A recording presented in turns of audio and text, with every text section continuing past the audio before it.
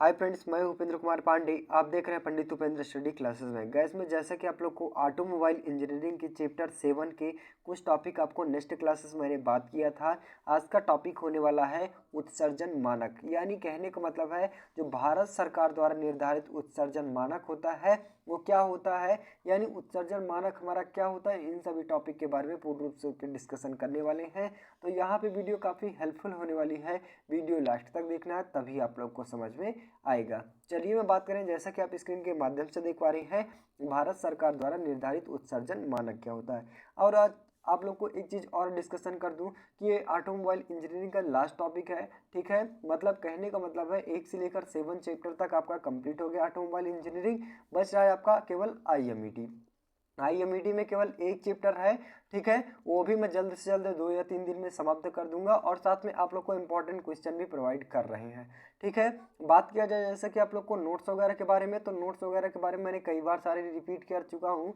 अगर किसी भी स्टूडेंट को किसी भी सब्जेक्ट की पीडीएफ चाहिए तो जल्द से जल्द अपना कांटेक्ट करके अपना पेमेंट कटवा दीजिए और पेमेंट करने के बाद आप पेमेंट पीडीएफ ले लीजिए। जिस किया जाए जैसा कि आप लोग को कई स्टूडेंट कमेंट कर रहे थे कि सर मतलब किस प्रकार से किस बेस से एग्जाम में लिखें, तो मैं जल्द से जल्द यानी 2 या 3 दिन में आप लोग को जल्द से जल्द किस प्रकार से एग्जाम में आपको लिखना है, किस प्रकार से आपको क्वेश्चन पूछा जाएगा, यानी किस प्रकार से आपका एग्जाम लेवल रहेगा, इन सभी टॉपिक के बारे में आप लोग को मैं कल या परसों आप लोग को एक लेक्चर्स प्रोवाइड करूंगा, जिससे आप देखकर आप लोग को बिल्कुल भी जो कहने का जो डरावनी बातें हैं मतलब वो समाप्त हो सकती हैं, ठीक है, आपके एग्जाम से रिलेटेड। चलिए बात करें टॉपिक के बारे में, तो टॉपिक जैसा कि आप स्क्रीन के माध्यम से देख पा रहे हैं, उत्सर्जन मानक यानी भारत सरकार द्वारा निर्धारित उत्सर्जन मानक क्या होता है देखेंगे इसे डिफिनीशन के माध्यम से। तो डिफिनीशन हमारा क्या कहता है कि भारत सरकार द्वारा निर्धारित मानक जो आंतरिक दहन इंजनों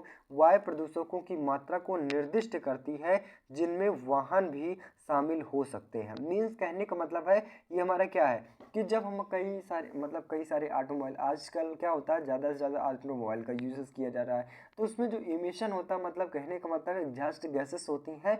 एग्जॉस्ट गैसेस कहाँ से निकलती हैं, तो जो इंजन होता है जिनके माध्यम से हम क्या करते हैं ऑटोमोबाइल को चलाते हैं, तो ऑटोमोबाइल को चलाने के लिए कोई ना कोई ऊर्जा को उत्सर्जित करने के लिए कोई ना कोई प्रोसेस होगा। तो क्या किया जाता है उसमें इंजन लगाया जाता है। अब इंजन किनके माध्यम से चला जाएगा, या फिर डीजल या फिर पेट्रोल इंजन के माध्यम से चला जाएगा, या फिर इलेक्ट्रिक में क्या होता है कि एग्जॉस्ट गैसेस बिल्कुल नहीं होती है, बल्कि वो क्या होता है वातावरण को दूषित नहीं करता है।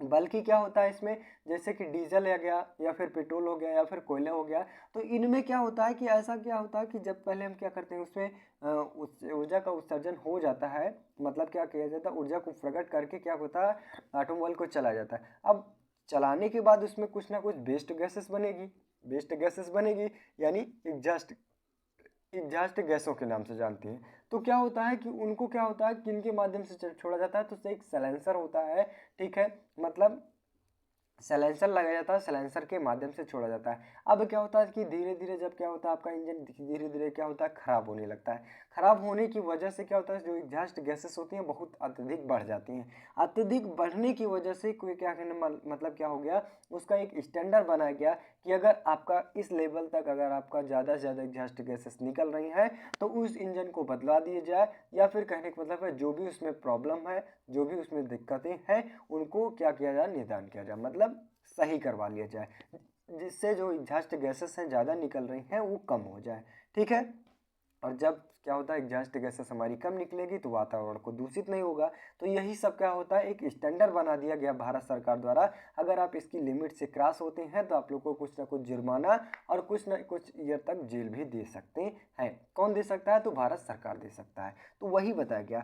आगे बात किया जाए उसमें शामिल है जो यदि यह निर्धारित सीमा से अधिक प्रदूषक का उत्सर्जन करता है तो उन्हें खुले बाजार में बेचने की मंजूरी नहीं मिलती है। कहने का मतलब वही हुआ, क्या होता है कि जब क्या होता है गाड़ी का जो इंजन है आपका गाड़ी ऑटोमोबाइल में जो एग्जॉस्ट गैसेस होती हैं ज़्यादा हो जाती हैं, तो बाज़ारों में क्या होता है उनको चलाने के लिए परमिशन नहीं दी जाती है। आगे केंद्रीय पर्यावरण नियंत्रण CPC द्वारा भारत चरण उत्सर्जन मानक को पर्यावरण वन और जलवायु परिवर्तन मंगलमय के भीतर स्थापित किया गया। मतलब एक क्या होता है, जो पर्यावरण प्रदूषण का अध्यक्ष होता है वो एक स्टैंडर्ड बना दिया गया, अगर आप इसके लिमिट से अगर क्रॉस करते हैं तो आपको वो गाड़ी यूज नहीं कर सकते हैं, और साथ में अगर यूज़ भी करते हैं तो उसका कुछ ना कुछ दंडनीय भी कर सकता है।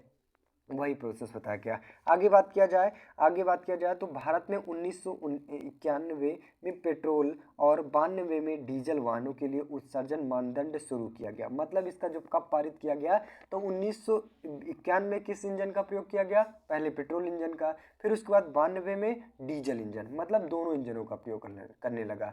ठीक है, तो उन्हीं को देखते हुए क्या हो गया, एग्जॉस्ट गैसेस निकलने लगी। एग्जॉस्ट गैसेस को देखते हुए क्या किया गया, एक उत्सर्जन मानक तैयार कर दिया गया, जिनकी वजह से क्या होता है, मतलब मानदंड शुरू कर दिया गया, और तभी तक आज तक ये भी चलता आ रहा है। ठीक है, अब आप लोग को क्या बोलेंगे, उत्सर्जन मानक का आविष्कार कब किया गया, मतलब क्या कब पारित किया गया, तो 1991 से 1992 के बीच में। ठीक है, मतलब 1991 जब पारित किया गया, पेट्रोल इंजन का यूज किया गया, तो क्या किया जाएगा, उसके भी एक उत्सर्जन मानक स्टैंडर्ड तैयार कर दिया गया। और जब क्या हो गया, डीजल इंजन प्राप्त किया गया, तो डीजल इंजन में भी लागू कर दिया गया।